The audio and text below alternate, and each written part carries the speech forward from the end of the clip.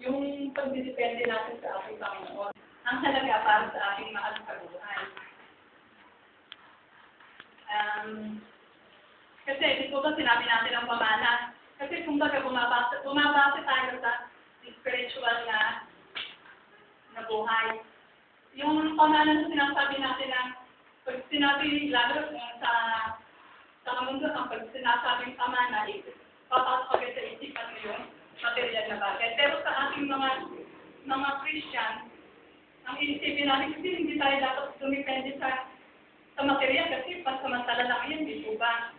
Kailangan sa pangwalang hanggan spiritual. Kasi yung spiritual, nasan ka man, malayo ko sa kanila, pero pareho kayong spiritual.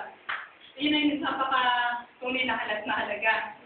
Tapos pumapasok na nga po doon sa spiritual na iyon, yung pagiging malasalin, hindi po ba para tumatag yung maano sa buhay.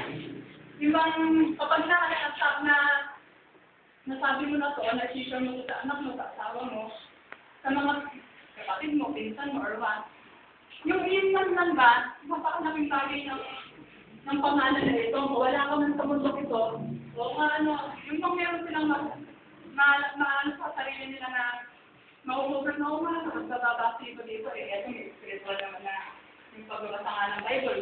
Ano ba yung mga spiritual na yun? Yun nga, yung pagbabasa ng Bible, yung pagiging madasalin, yung sumasama sa mga gawain sa church, tapos yung hanapin natin at damitin yung presensya ng Diyos.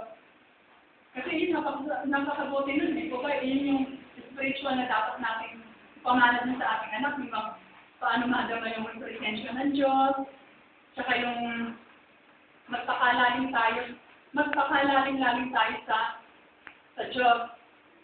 At saka yung kumang, ayun, yun na nga, kasama pa rin talagang dapat tumatayo tayo sa Sunday service.